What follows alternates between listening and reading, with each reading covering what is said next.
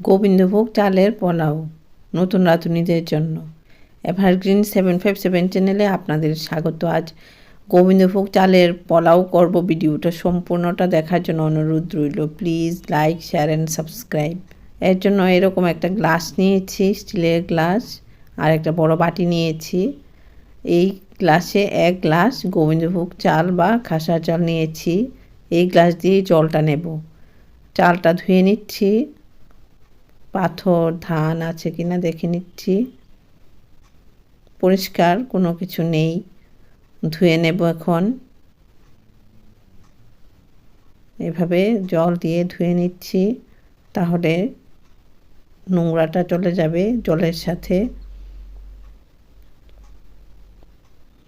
চালটা ধোয়া হয়ে গেছে। এখন একটা প্লাস্টিকের ঝাঁঝরিতে চালটা রেখে বড় বাটিতে এভাবে জলটা ফেলে দিচ্ছি, জলটা ঝরিয়ে নিচ্ছি, তাহলে পোলাওটা করতে সুবিধা হবে। জলটা ঝরিয়ে নিলাম। এভাবে কড়াই নিলাম, কড়াইতে রাইস ব্র্যান অয়েল দিয়ে দিলাম, ঘি দিলাম অল্প পরিমাণে, তেজপাতা, এলাচি, দারচিনি, লং ধুয়ে নিয়েছি, কাঁচা লঙ্কা কেটে দিয়েছি, না হলে ফেটে চোখে এসে পড়বে। আদা বাটা দিয়ে দেব, কাঁচা লঙ্কাগুলিও দিয়ে দিলাম। আদা বাটাটা ভাজা হবে, এখানে সব কিছুই ভাজা হবে। আদা বাটাটা ভাজা হয়ে গেছে, কাঁচা লঙ্কাও ভাজা হয়ে গেছে। এখন জল ঝরিয়ে নেওয়া গোবিন্দভোগ চালটা দিয়ে দিলাম। পোলাও হবে। নুন দিলাম এই পরিমাণে পোলাওর জন্য। হলুদ দিয়ে দিলাম রঙের জন্য, হলুদ রং হবে, হলুদ না দিয়েও করা যায়। এখন চালটা ভাজা করে নেব। জলটা ঝরিয়ে নেওয়াতে সুন্দরভাবে চালটা ভাজা হবে।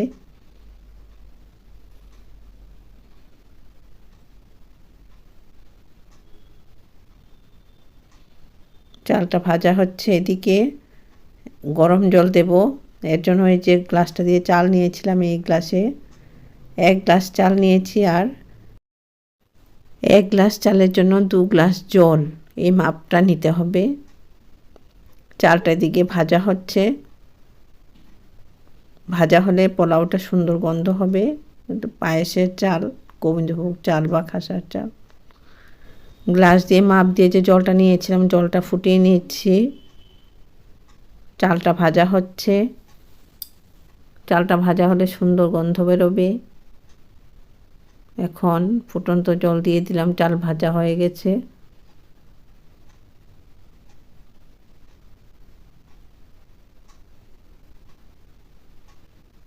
গরম জল দেওয়াতে রান্নাটা ভালো হবে। নুনটা দেখে নিচ্ছি হাতে করে নিয়ে। নুনটা দিলাম আরও একটু।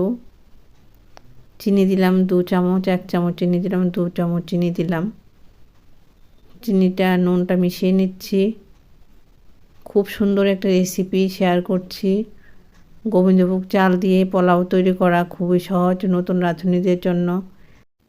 এভারগ্রিন 757 চ্যানেলের পাশে থাকবে, ভালো ভালো রান্না দেখতে পারবে। বেল আইকনটা প্রেস করবে, তাহলে নতুন রান্নার নোটিফিকেশান সবার আগে আপনার মোবাইলে পৌঁছে যাবে। এই যে জলটা আস্তে আস্তে মরে যাচ্ছে আর চালটা ভাতে রূপান্তরিত হচ্ছে, আর আলতো করে করে নাড়াচাড়া করে দিচ্ছি।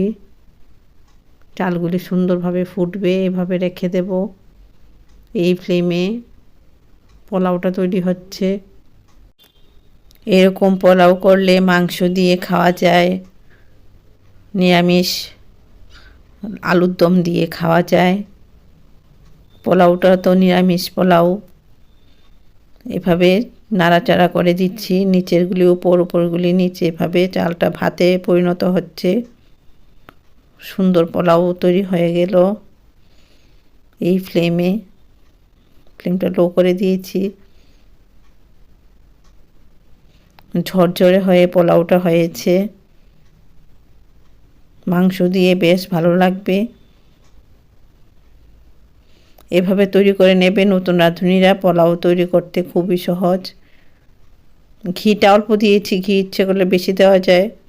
এভাবে স্ট্যান্ডিং টাইমে থাকবে পোলাওটা, এরকমভাবে থাকবে, তাহলে মুলাম হবে ভাতটা। ফ্লেমটা অফ করে দিয়ে স্ট্যান্ডিং টাইমে রেখে দিলাম কড়াইটা।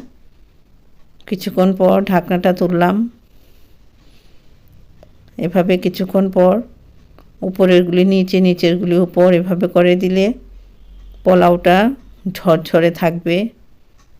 নতুন রাঁধুনিদের জন্য দেখিয়ে দিলাম কিভাবে পোলাও তৈরি করতে হয়। এভাবে পোলাও তৈরি করে নেবে। আমি একটা বইয়ে পেয়েছি, আমি তখনই শিখে নিয়েছি। এখন তো মোবাইলে পাওয়া যায় সব কিছু। এভাবে পোলাও তৈরি করে খাবে, সবাইকে রান্না করে দেখাবে। ভালো থাকবে, সুস্থ থাকবে। ধন্যবাদ।